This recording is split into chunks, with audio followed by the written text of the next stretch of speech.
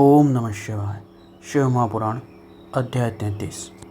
इससे पूर्व के अध्याय में हमने पढ़ा कि किस प्रकार भगवान शिव ने वीरभद्र को और महाकाली को प्रकट करके दक्ष के यज्ञ को विध्वंस करने का आदेश दिया। अब अध्याय 33 में हम आगे का प्रसंग अध्ययन करेंगे।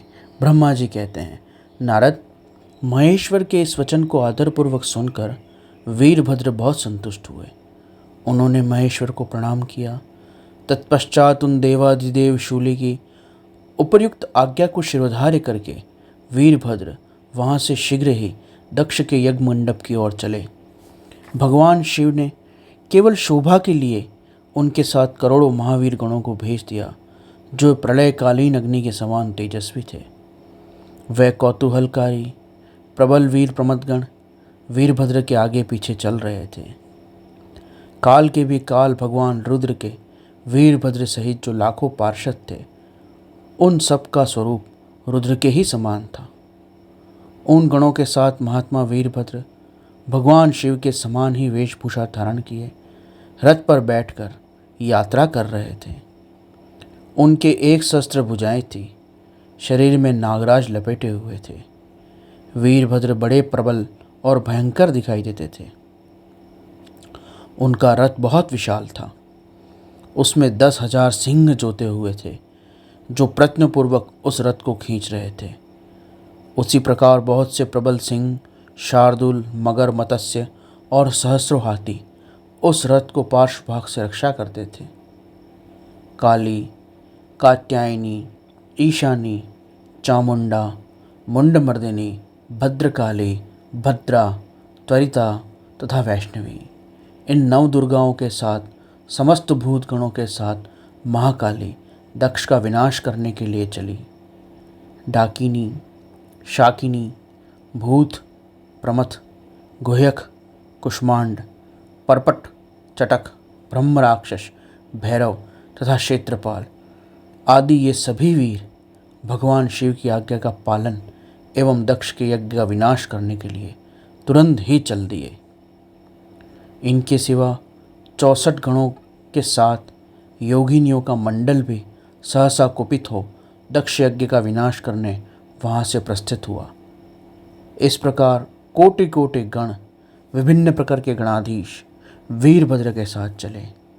उस समय भेरियों की गंभीर ध्वनि होने लगी। नाना प्रकार के शंख बजने लगे। नाना प्रकार के शब्द करने वाले शंख और भेरियाँ और युद्ध के वाद्य बज उठे। भिन्न भिन्न प्रकार के सिंगे बजने लगे।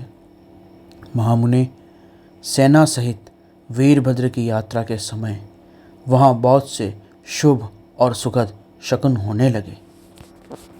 इस प्रकार प्रमथगणों के साथ जब वीरभद्र ने प्रस्थान किया, तब उधर दक्ष तथा देवताओं को बहुत से अशुभ लक्षण दिखाई देने लगे।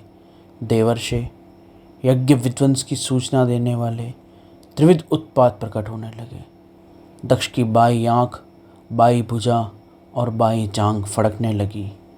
तात, वाम अंगों का हवा फड़कना सर्वथा अशुभ सूचक था और नाना प्रकार के कष्ट मिलने की सूचना दे रहा था।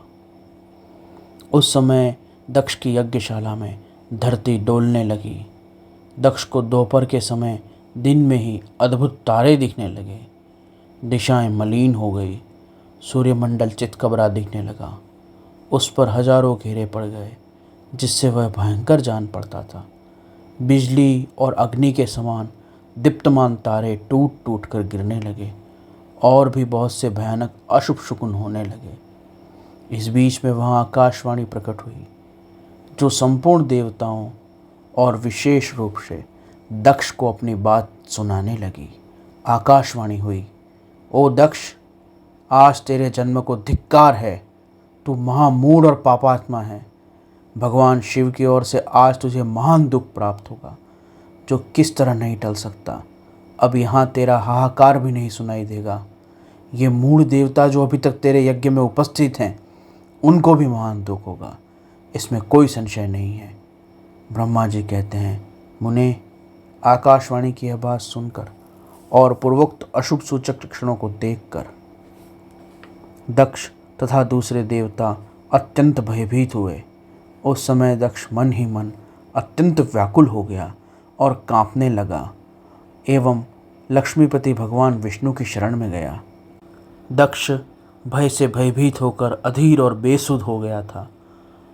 उन्होंने स्वजन वत्सल देवाधिदेव भगवान विष्णु को प्रणाम किया और उनकी स्तुति करने लगा और अपने प्राण बचाने की याचना करने लगा। इस प्रकार शिव महापुराण रुद्र संहिता द्वितीय खंड अध्याय 33 और 34 यहाँ पर संपूर्ण हुआ। शेष अगले अंक में। ओम नमः शिवाय।